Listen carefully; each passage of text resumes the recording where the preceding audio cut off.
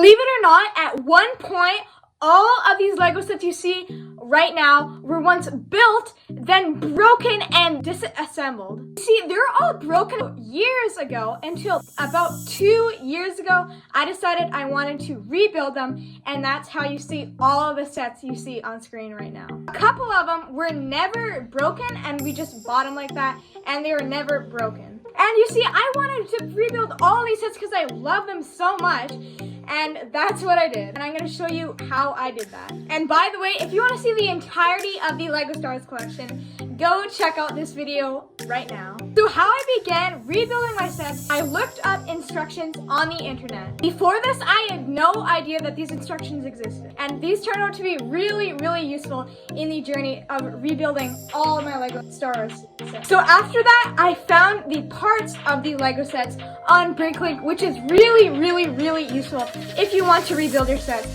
Then you should go to Bricklink because they have the parts list and everything about the set. So having this information, I needed to go into my Lego bins and find all the pieces according to the Bricklink piece list. Something really important to note when I was building my first sets up is that I had no organized pieces, and they're all just mixed up into several bins, and they were not sorted at all.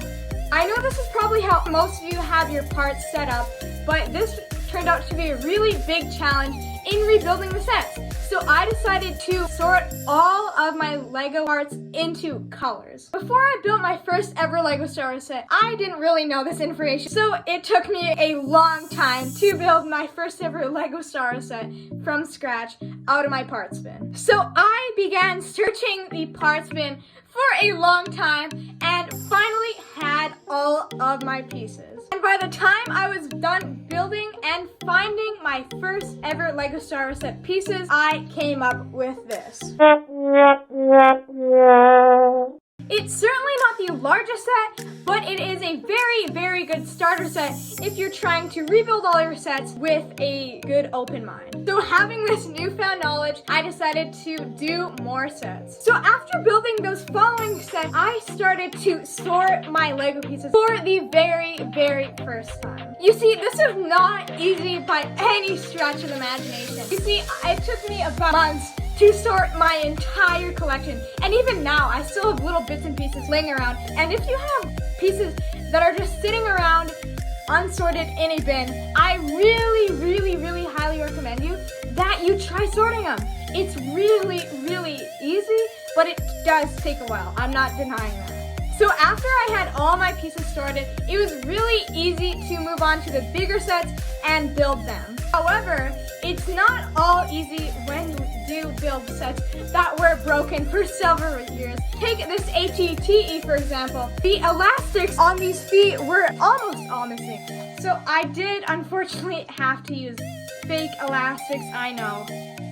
So sad. If you're rebuilding sets, then it will be hard sometimes to complete the sets because sometimes more extravagant sets and larger sets, or maybe even smaller sets, have pieces that you don't have and are more hard to find. That means they're pricier on Bricklink to buy. And that gets to my point. For the pieces I did not have, I ended up purchasing them on Bricklink, but even then, the pieces on Bricklink are very, very expensive. Take this Imperial landing craft. This Imperial landing shuttle does not have its windshield, you'll see, which is really unfortunate because on Bricklink, the price is upwards of $20 for that windshield, and that's just insane. So I don't think I'll be getting this windshield in the near future because I cannot pay that much for a windshield.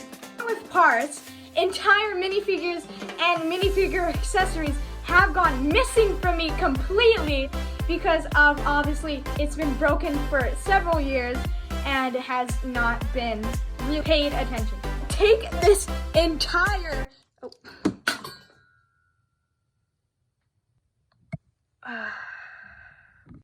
Take this entire Captain Rex minifigure. It has been completely lost in my collection and was forced to buy it off Bricklink for a very, very high price, unfortunately.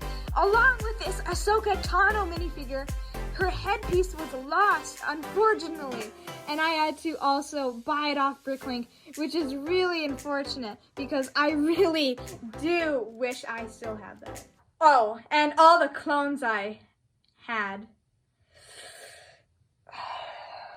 In total, I lost about maybe 5 battle packs. But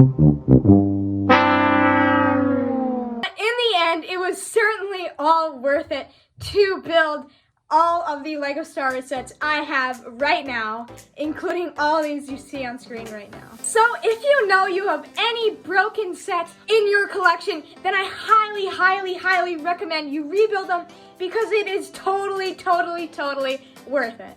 Also, sorting your parts does really go a long way. If you like building stuff, and it's just nice to know where all of your red, green, blue, purple, etc. parts are located. So on that note, guys, goodbye. And also, one last thing, I still haven't built all my LEGO Star Wars sets that have been broken. Here are all of them on screen right now that I have not built still.